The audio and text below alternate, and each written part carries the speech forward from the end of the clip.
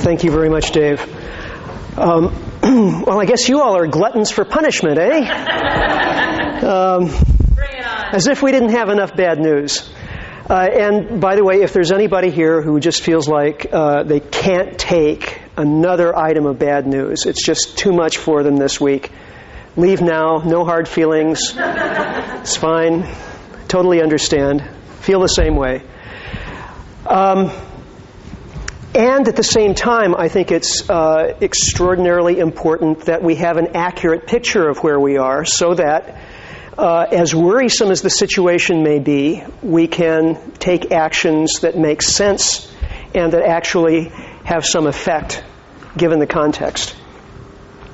In PowerDown, I talk about a kind of perfect storm of global problems that we are facing now and will be facing over the next couple of decades. Global oil production peak is certainly one, and it's the one I'll be talking about most tonight because I think that is a problem that underlies a lot of others. So I won't say that much more about that one right now. Population growth is something that is related to our oil addiction because we have used oil, among other things, to increase the carrying capacity of planet Earth and to increase our population.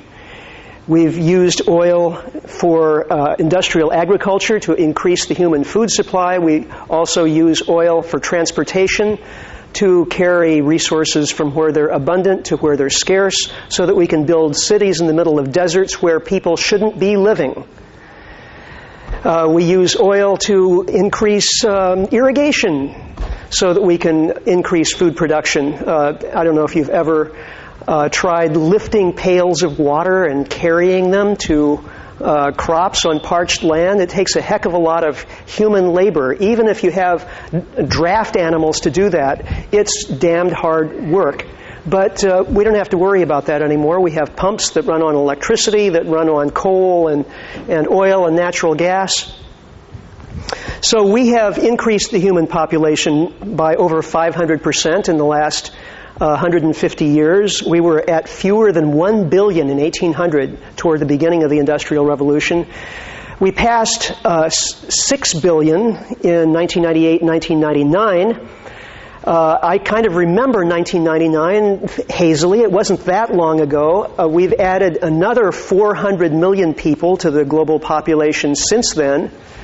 And that's about equivalent to the population of North America. So we've added about a North America's worth of people to the global population in the last 4 to 5 years.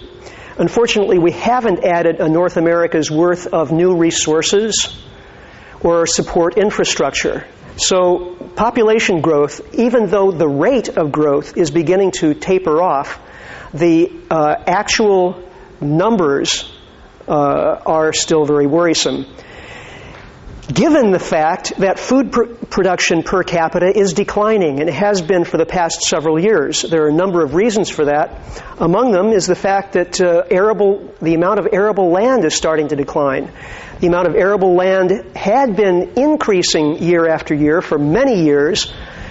We were adding to that figure by clearing forests and by irrigating more land, but that strategy has reached a point of diminishing returns, and in fact we're paving over farmland with roads and parking lots, and we're losing farmland to salinization of soils, erosion, and so on. So that's one factor leading to this problem of declining per capita food production. Then, of course, climate change, pollution, habitat destruction, loss of biodiversity. Something like a third of all amphibians threatened with extinction now.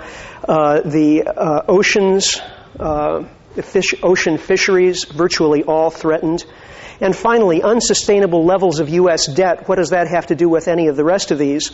Well, given the fact that all of these other problems are occurring more or less simultaneously and rebounding on each other, the fact that we're likely to have profound economic challenges over the next few years is important in and of itself because we are likely not to have that much extra cash flowing around to devote to fixing these sorts of problems.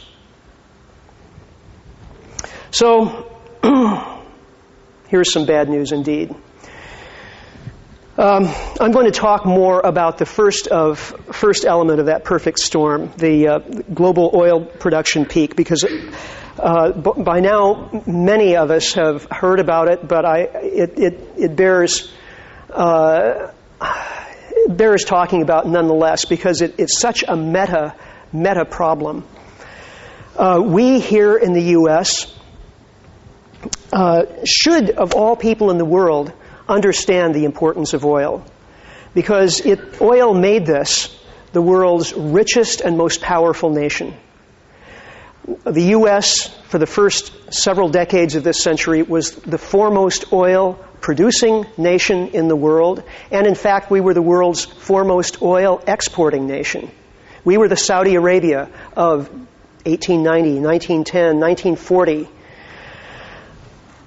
We were also the world's foremost exporter of machine tools and manufactured goods. Back in 1950, something like 7 out of every 10 manufactured goods traded on the international market carried a Made in USA tag on it. We were the world's foremost creditor nation. We were loaning money to the rest of the world. And we were self-sufficient in nearly every important resource. Now, a lot has changed since 1950.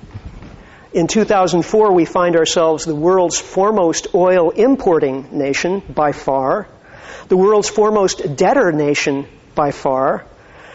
We're importing manufactured goods, non-petroleum resources, and manufacturing jobs are fleeing to other countries. None of this is any secret.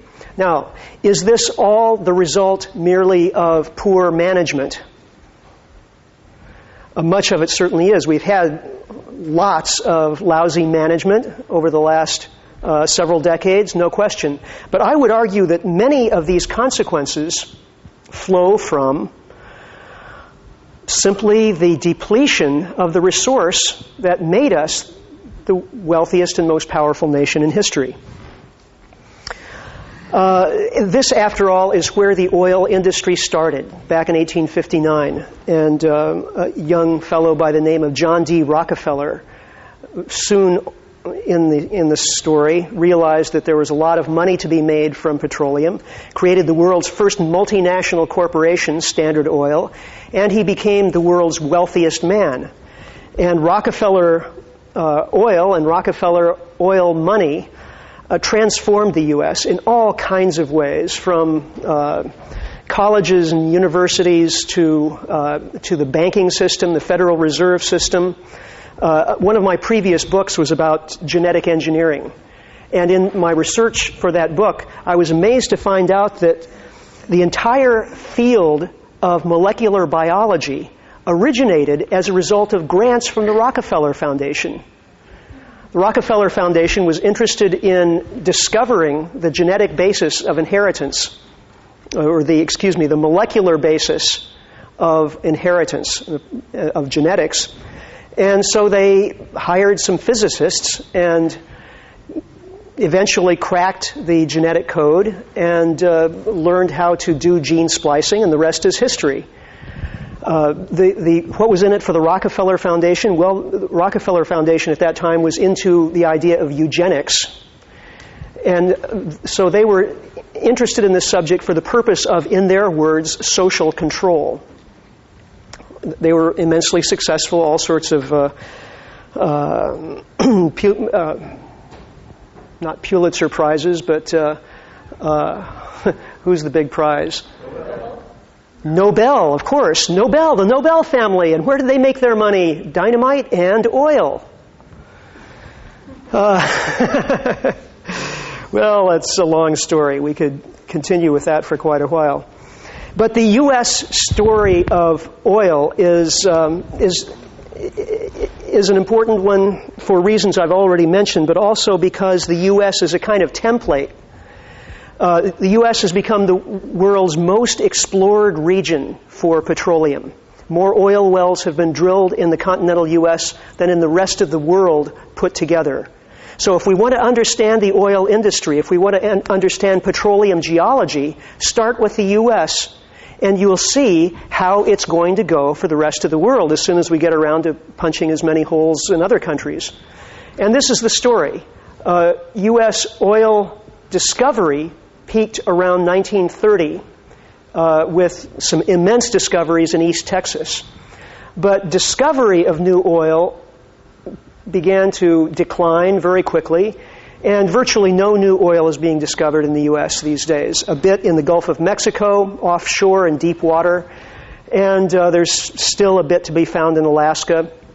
Other than that, it's simply not worth investing the time and effort to hunt for new oil in the U.S. It's virtually all been found.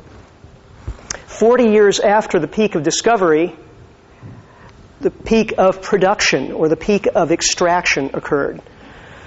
Now, this phenomenon of oil extraction peaks is something that's been pretty well studied by this time. It's clear that oil is a resource like many others that exists in the ground. It's of varying qualities. It takes effort and energy to get it out of the ground. It's in porous rocks and sometimes shallow, snaky reservoirs. So it's natural to go after the cheap, easy stuff first, and then after about the first half of the resource has been extracted, it becomes more difficult to extract the resource, and the rate of extraction peaks and begins to decline no matter how much effort is put into the process. Now, the peak may occur at exactly the halfway point, or somewhat before the halfway point, or slightly after. That's somewhat academic, but the general outline, the bell-shaped curve of production seems to be true for every oil-producing reservoir, every oil-producing region, country, and will undoubtedly be true for the world as a whole. There's almost no dispute on that point. The only question is when exactly the global oil production peak is likely to occur. And so I'll talk about that in a moment, but it's worth following up on the U.S. oil production peak of 1970, simply to point out what a momentous event this was for modern American and, in fact, global economic history.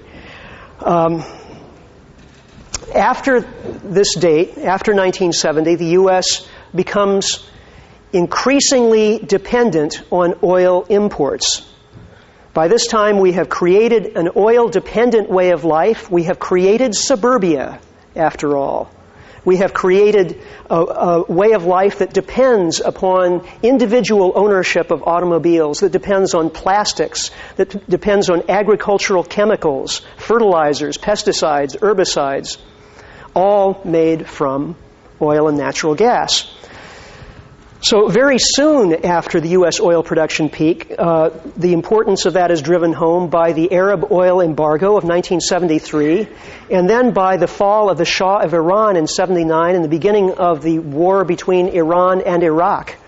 These two events, of 1973 and 79, caused oil prices to skyrocket by 400% in 73 and by another 200% in 79. The economic shock waves reverberated around the globe, and these two events caused the largest global economic catastrophe since the Great Depression. So we learned that oil could, in fact, be used as a weapon. The story of the 73 embargo is a complicated one, and it's been heavily simplified by the media, but nevertheless, it was an important time in oil and economic history, and something happened as a result of that. We adapted. Because oil prices were higher, we increased our efficiency. National speed limits went down from 75 to 55 miles an hour on the freeways. We started insulating our homes better. Did 1,000 things to cause oil consumption to decline for the first time since 1859. Since that time, since the U.S. oil production peak in 1970, basically the same thing has happened in country after country. Remember, the U.S. is the template, and the rest of the world is sure to follow. Here's just one example, North Sea. Most of the discoveries of North Sea oil took place in the early 1970s and fell off quite rapidly after that. And this was extraordinarily good news for the 1970s because it meant that Western countries would not have to be so heavily dependent on oil from the Middle East. We had a source in friendly countries like the UK and Norway. It was great news for Great Britain, which had been, throughout the 1950s and 60s, been considered the, quote, sick man of Europe, because it had been in the economic doldrums since World War II and the loss of its empire. Well, North Sea oil was a huge economic shot in the arm for these countries, but North Sea oil has peaked. The region that's been explored and exploited by Great Britain probably peaked first. Norway peaked about in 2002. This year, 2004, Great Britain became, once again, for the first time in 30 years, a net oil importer. So every year, we see fewer nations in the column of oil exporters and more nations in the column of oil importers. Fewer exporters, more importers. Now, of about 45 significant oil-producing countries around the world, roughly 25 of them are past their peak. This is the chart published monthly and updated monthly by the Association for the Study of Peak Oil in the UK. This is a complicated chart and is worth some careful scrutiny, but we won't spend that much time with it now. Here you can see the contraction in oil consumption that occurred in the 1970s and early 1980s as a result of the price shocks. And since then, of course, demand and consumption have recovered and begun to soar. ASPO was projecting, as of just a few months ago, a global oil production peak for all liquids, including non-conventional sources, tar sands, heavy oil, and so on, for about 2015. But recent events, including the skyrocketing demand of the past 18 months, and news from Saudi Arabia, have resulted in ASPO's updating of its charts to predict a global oil production peak for 2007. Others are predicting as soon as 2005.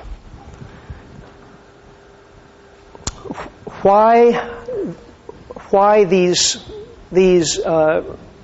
forecasts? Well, one way of getting a handle on when global oil production is likely to peak is to look at the peak in global oil discoveries. Remember, in the U.S., oil discovery peaked in 1930, roughly, and oil production peaked in 1970, about a 40-year time lag. Well, globally, oil discovery peaked in the early 1960s, around 63 to 64. This chart is from ExxonMobil. It's from the PowerPoint presentation of Henry Longwell, Exploration Vice President of ExxonMobil. Thank you very much, Henry. And so we can see the industry itself acknowledges that oil discoveries peaked quite some time ago, about 40 years ago, in fact. Now, there's this little optimistic uptick on the end of the graph. What's going on there? Do we have some rosier times to look forward to?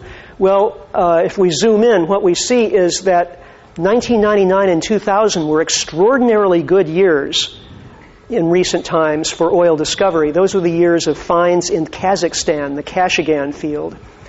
But 2001, 2002 have resumed the general downward trend in discovery. And as for 2003, Chris Grabowski, editor of Petroleum Review, describes the year's exploration results as little short of horrifying.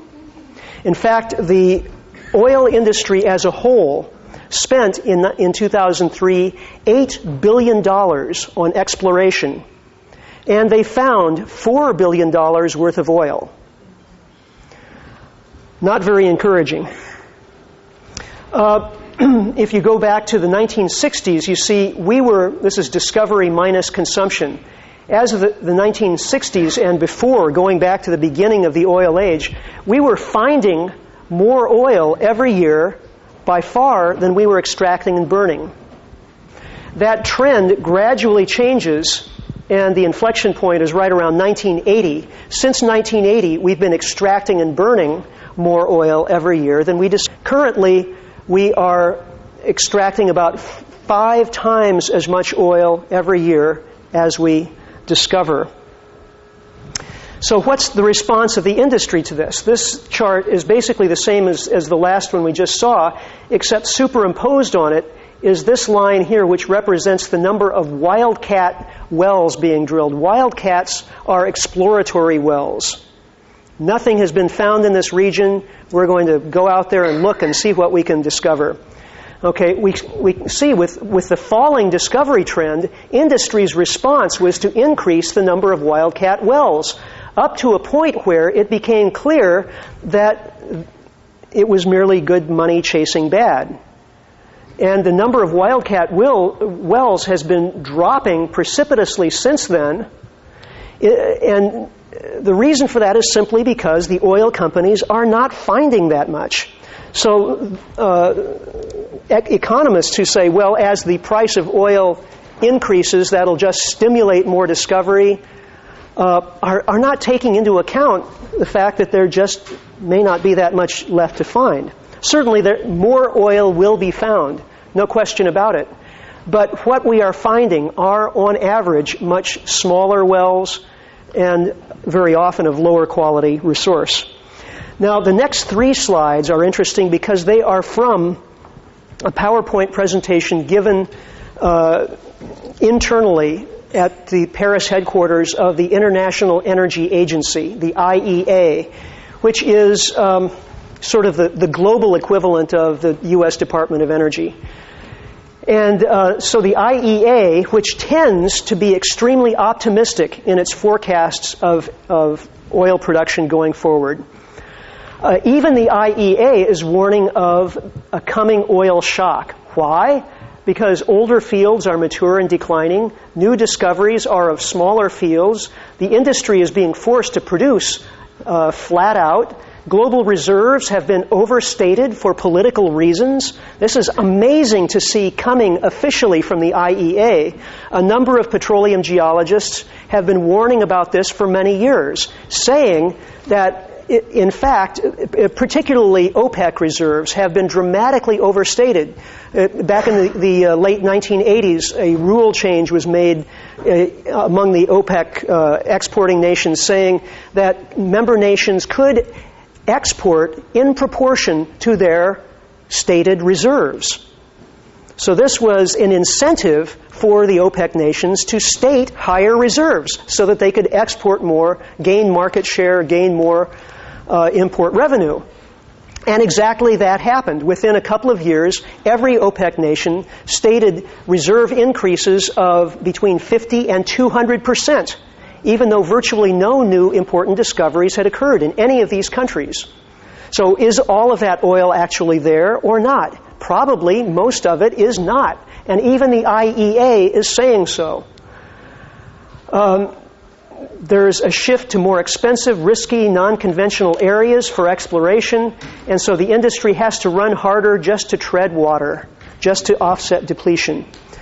This is another way of looking at that problem. Every year, the industry has to find and develop new resources just to stay even with increased demand, right? Demand is increasing at, let's say, this chart is about millions of barrels of production per day. Right now, the world is using about 82 million barrels of oil per day. 82 million a day. That's a good fact to keep in mind. So each year, say in 2005, the global oil industry is going to have to develop about 1.5 million to 2 million barrels a day of new production to stay even with increased demand. We're seeing demand exploding in places like China, which is increasing its oil imports at a rate of 30 to 40% per year now. Just this year, China surpassed Japan to become the world's second foremost oil importing nation.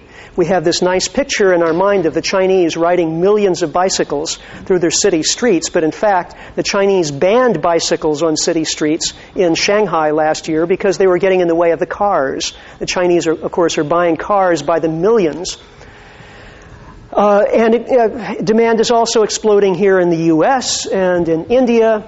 So global demand for oil is increasing, so we have to develop new resources to meet demand. But on top of that, the industry has to develop another 4 million barrels a day or so of new production to offset declines of production from older wells that are past their production peaks. So what this chart is telling us is that next year the global oil industry will have to develop about 5.75 million barrels a day of new production just to stay even. Okay? That's a pretty good feat. If we can do that, we'll be doing really well. Problem is, next year we have to do the same thing. And the year after that, we have to do the same thing, only even more. And so on out. And this is cumulative. Right? And this is given the fact that, again, this is an IEA slide. This is from the International Energy Agency internal presentation.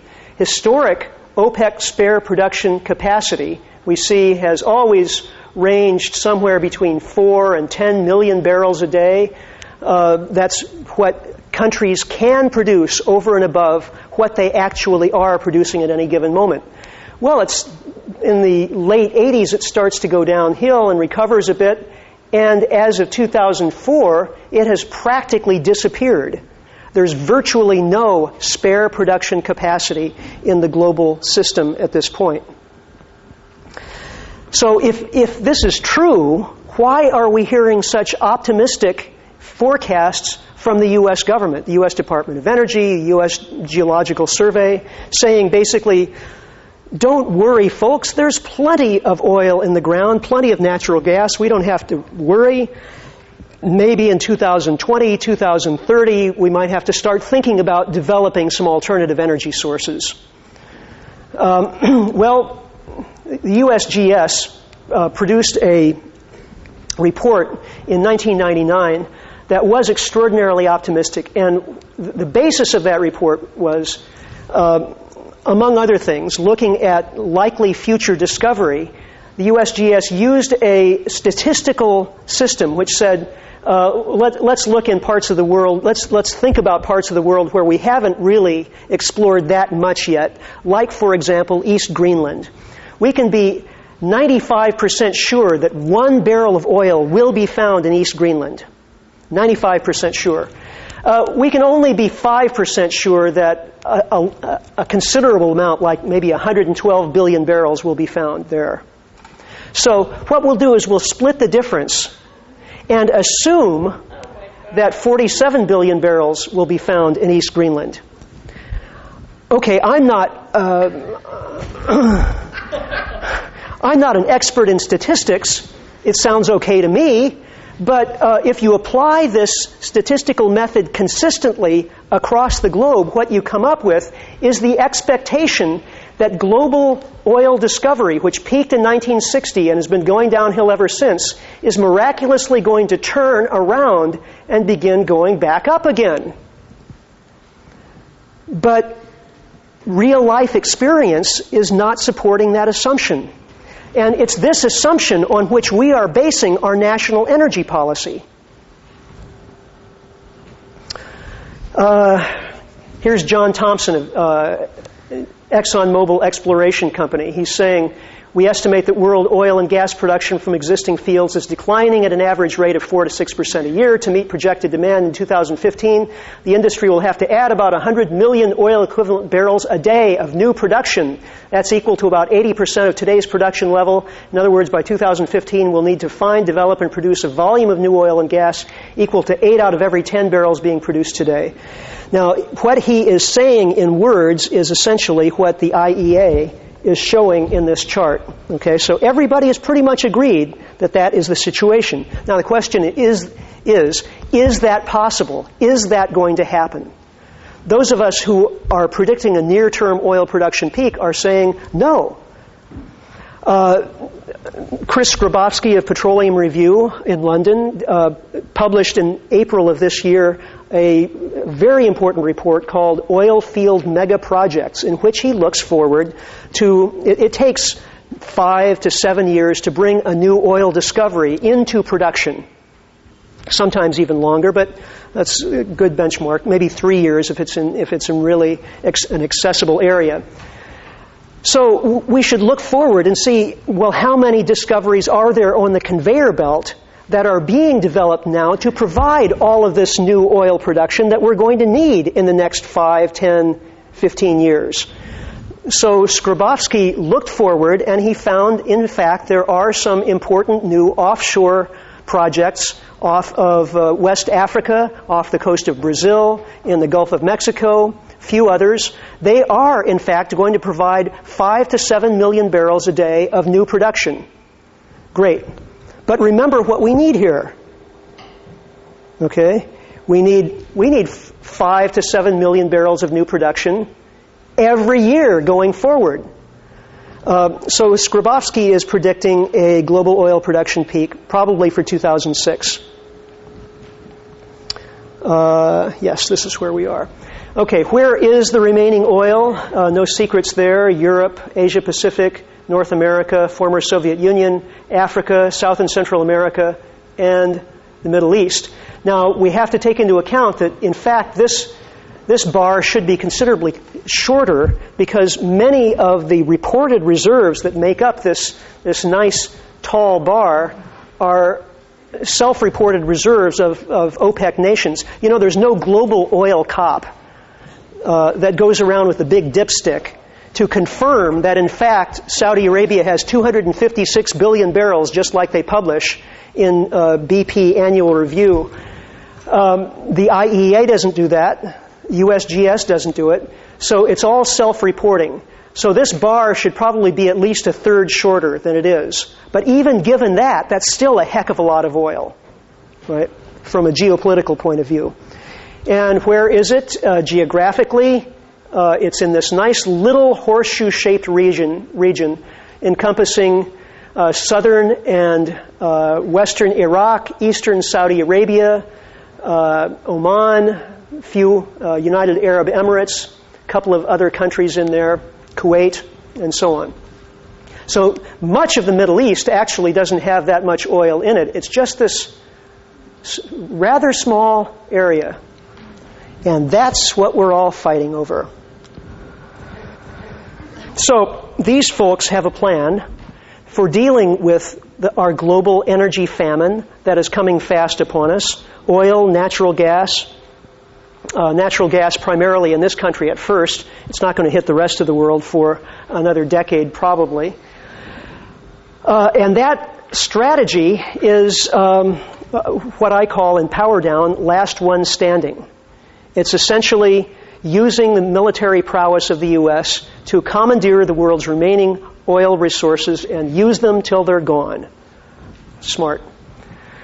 Why do I think that these folks would have this in mind? Well, Dick Cheney, when he was still chairman of the world's largest oil service company, Halliburton, in 1999 gave a speech at the International Petroleum Institute in London in which he said, and this is all very familiar, we've already seen it in the IEA and John Thompson of ExxonMobil, he's saying essentially the same thing. By some estimates, there will be an average of 2% annual growth in global oil demand over the years ahead, along with, conservatively, a 3% natural decline in production from existing reserves. That means by 2010, we will need on the order of an additional 50 million barrels a day of new production. And that jives very closely with the IEA and John Thompson. And to see that in perspective, that's about 6 times Saudi Arabia's current output. Okay, so in 1999,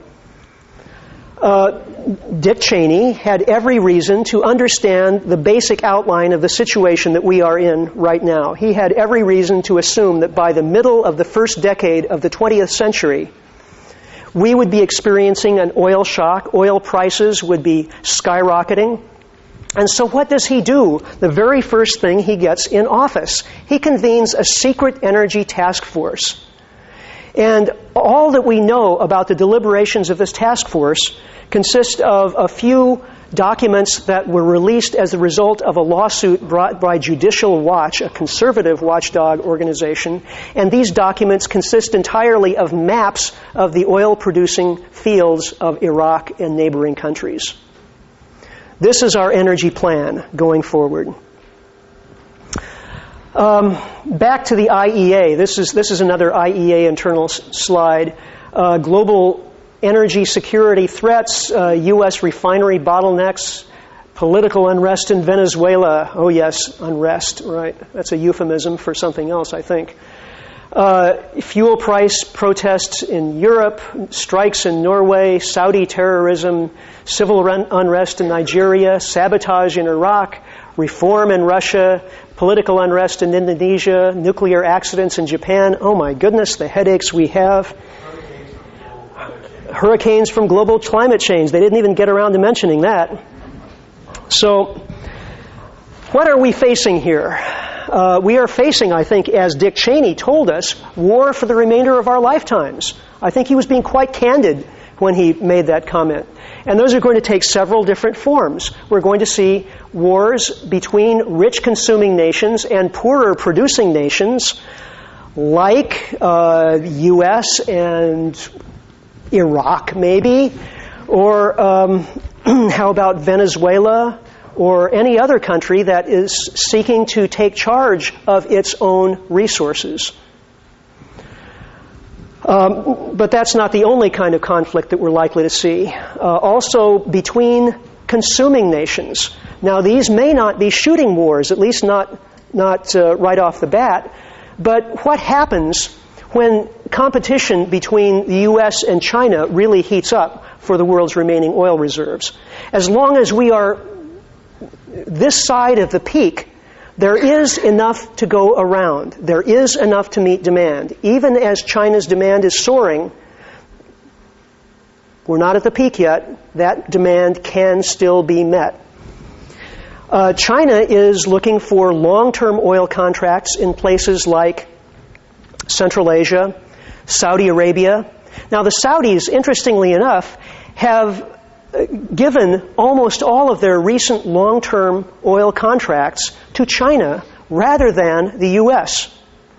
And this has, as you can imagine, bothered some American-based oil companies to some degree. Why would the Saudis be more interested in selling their oil to China than to the U.S.? Could it have something to do with the fact that China isn't currently, at least, invading any of Saudi Arabia's neighbors? Or could it have something to do with the fact that the Saudis actually have more faith in the Chinese economy? Remember the very first slide we saw, I talked about increasing levels, burgeoning levels of national debt here in the U.S. This is partly as a result of these unbelievable tax cuts that were implemented in the last 4 years, but also simply a result of the tremendous dependence of the U.S. on imported oil and other resources and manufactured products. We're running up record trade deficits and also government deficits. Basically, the rest of the world is bailing us out by investing in the U.S. economy. And that includes the Chinese. The Chinese are have been buying T-bills and helping to keep the dollar afloat, helping to keep the U.S. economy afloat. The U.S. and China are in a strange kind of dance. You know, we buy all this cheap plastic crap from the Chinese in our Walmarts, which helps their economy, and they take the money they earned in the process and buy oil that we might otherwise want to buy, and they also buy U.S. Treasury bills to keep the U.S. economy afloat so that we can buy more cheap plastic stuff in Walmart that comes from China. It's, like I said, it's an interesting sort of dance. We are heavily... another thing they do with their foreign exchange income is that they buy food from American farmers, because the Chinese are no longer capable of feeding their own people. Right? So we're in sort of a mutual dance of interdependency. Meanwhile, we're holding swords over each other's heads. This is not a happy situation now, but imagine what it's going to become like when we're past the oil production peak and there isn't enough to go around. There isn't enough to meet demand. Also, civil wars within producing nations for control of their own resources. We're already seeing this in Venezuela and Nigeria. We're likely to see it increasingly, I think, in some Middle Eastern nations. First off, almost certainly in Iraq. And finally, asymmetrical warfare between rich consuming nations and non-state entities in producing nations, otherwise known as terrorism. All of this is in our future. This is just a chart of where the oil shipping lanes are and the increases and mostly increases, some decreases in flows that we are going to see over the next few years. Where are these coming resource wars going to be sited? Of course, the Middle East, West Africa, South America, and Central Asia, primarily. Now, what are the alternatives? As you might imagine, I am a passionate advocate for alternative energy resources, particularly newer renewable ones. And we have to take into account just where we are in relationship to those resources. Right now, fossil fuels provide by far the lion's share of our total energy budget. When we get down to the end here, nuclear, wood and waste, hydroelectric, and geothermal and other, footnote, we see that footnote is solar and wind. Looking at it as a pie chart, renewable energy is about 6 to 7% of our total energy budget. And if we explode that, we see that most of that renewable, that 7% slice of the pie, consists of conventional hydroelectric power, wood, and waste. And only about 1% of that little slice is wind, and about 1% is solar. So we're getting a total of about 0.17%. That's 0.17% of our national energy budget from solar and wind combined right now.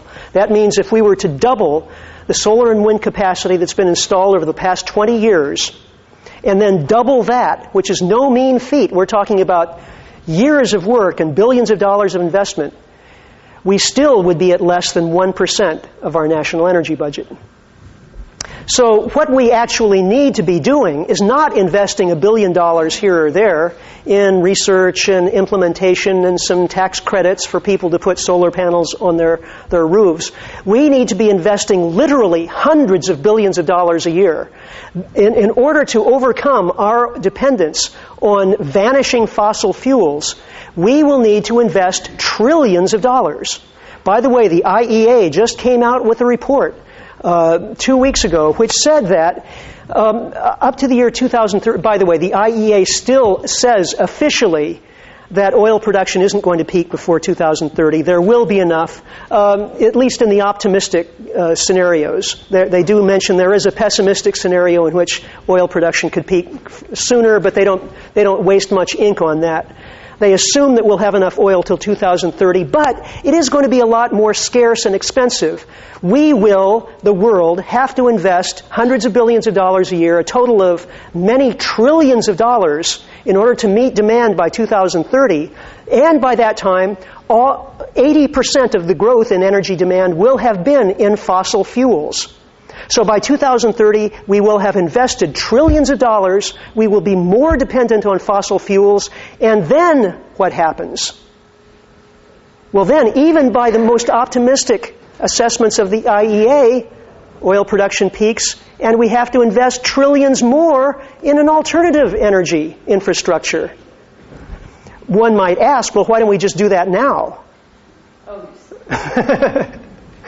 But unfortunately, that's not on the drawing boards. I am not terribly bullish about the hydrogen economy. Unfortunately, I just had a tour of a hydrogen fuel cell research center and was told by the director that, in fact, currently batteries are a more efficient way of storing energy than hydrogen fuel cells. And fuel cells are still extremely expensive. They don't last long. The best prototypes that I saw on the test table last about 2,000 hours. That's about 3 months of continuous usage. There's no store you can walk into anywhere in the world and buy an off-the-shelf fuel cell to power your home or car. So, what are we to do? We're going to have to look not just at supply-side solutions going forward, but demand-side solutions. And where are we going to get the most bang for our buck? We have to look first at transportation, because that's where we are most dependent on fossil fuels. Over 95%, closer to 100% of our transportation energy is coming from oil. So this is just a chart, which, by the way, is from France, of energy consumption per passenger kilometer in grams oil equivalent. Okay, we see an average car. Of course, this is a European car. Pretty inefficient in the scale of all transportation options. The only thing a little more inefficient would be a short-haul plane going from one city to a neighboring city. But if it's a long-haul plane filled with passengers, that's actually more efficient than a typical automobile, even a European automobile. And then we start getting into regional trains, long-distance bus, city bus, commercial train, national train, Paris Metro, TGV, walking, and finally bicycle, which is the most efficient form of transportation of all. What this is telling us is that we have to start moving our entire transportation system in this direction. And of course, the Europeans are far ahead of us in that regard. The individual automobile is something that we can't afford as a society. We become addicted to it. We assume it as a birthright as Americans. We've based our whole way of life on it, our suburban infrastructure. But it will be impossible to maintain in the future. We have to find strategies for getting around it and getting away from it. Transportation is not the only thing, of course, that we use energy for, but we have to be strategic about where we're going to save energy. Turning off our lights or replacing them with compact fluorescents, sure, that's a good idea. But look at how much energy usage is from lighting one's home for a year as compared with one return transatlantic flight in second class, or driving 10,000 miles in an average European car, or heating a 1,000 square foot house over the course of 1 year.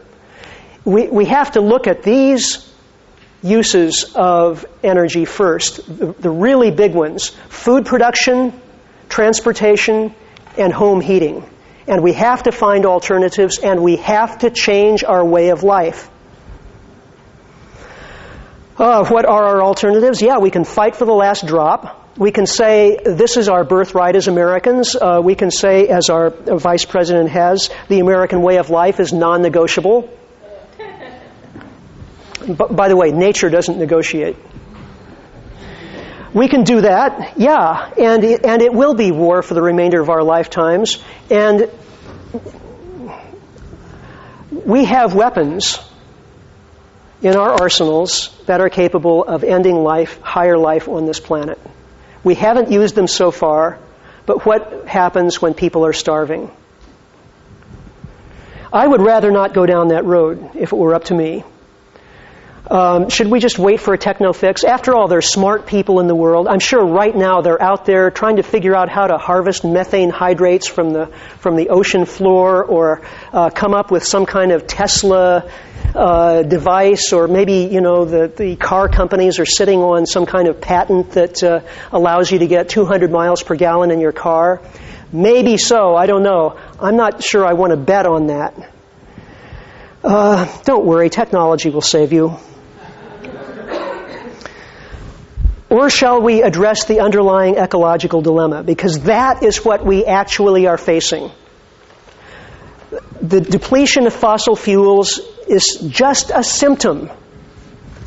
It's a symptom of something that we have faced before in human societies, and particularly civilizations in the history of our species. And in fact, every species faces this ecological dilemma of resource depletion, habitat destruction, and population pressure, in one way or another at one time or another.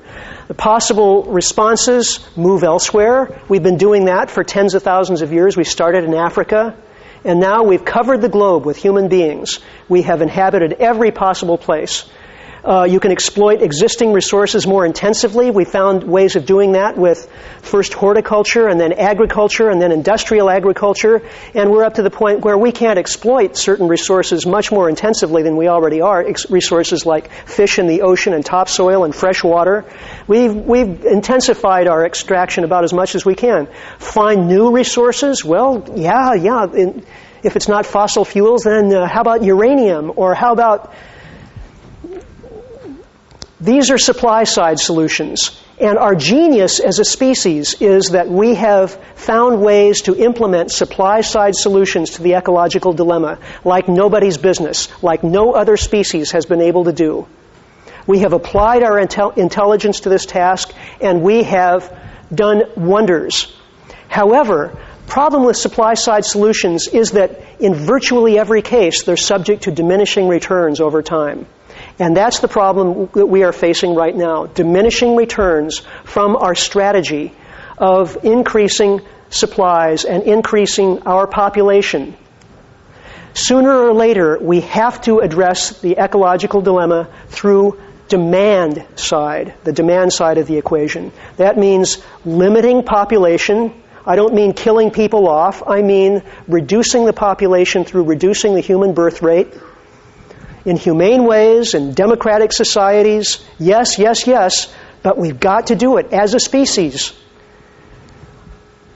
Limit per capita resource use, and this particularly applies in the wealthy countries, has to start here.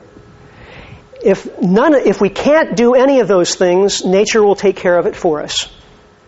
And we will be like any other plague species that expands its population, draws down resources, poisons itself with its own effluent, and dies off. We have a fundamental choice facing us, and what's really being called forth from us is simple, genuine intelligence. We pride ourselves on being an intelligent species. Well, the one way that we could prove it is by understanding the simple principles and foreseeing the consequences of our behavior and changing our behavior accordingly. It's as simple as that. I'm going to zip through these. There's no magic elixir. We've got to aim for maximum efficiency, localize and decentralize our economies, run the movie of globalization in reverse, because globalization is all about using cheap, abundant energy in order to increase the distance between producers and consumers, transporting manufactured goods and resources as far as possible. No, we have to do exactly the opposite. Move producers and consumers closer together. Use alternatives now, whether the market tells us we should be doing so or not. Use less and raise awareness. Talk about the issue. We have to find ways to ensure local food security, local water security, reduce our need for transportation. We have to support our local economy. Do you know who made your shoes? foster local manufacturing of essential goods, and plan for long-term emergency services. Because what we are facing is not a short-term emergency. It's not going to be fixed in a week. It's not going to be fixed in a month or a year. This is something that we and the next generation and the generation after that will all be dealing with. So this is a challenging picture. But I believe that the more people are aware of it, the better off we'll be. I direct my comments not to, the vast majority of the American population. They're not going to listen anyway. But to hopefully the 1 to 2, maybe 3% of the population who are capable of understanding these facts, connecting the dots, and making some changes in their own lives. The vast majority of the American population is not going to change, is not going to want to change until gasoline is $5, $7 a gallon. Then they'll start thinking about trading in the SUV or doing whatever they absolutely have to do. But things are going to get a lot worse than that. And we need at least a small seed portion of the population that understands why these changes are overtaking our way of life, has already started dealing with it in their own lives, and already started making changes in their local community. If we have that small core, those seeds present within society, I'm hopeful that that others will learn and follow examples. There will be teachers available. This is how you grow food. We've saved some seeds for you, by the way. If that doesn't happen, if it catches all of us by surprise, then I'm not very hopeful, frankly. So we have our work cut out for us, but it starts with awareness, and thank you for helping to understand and to get that word out. Thank you.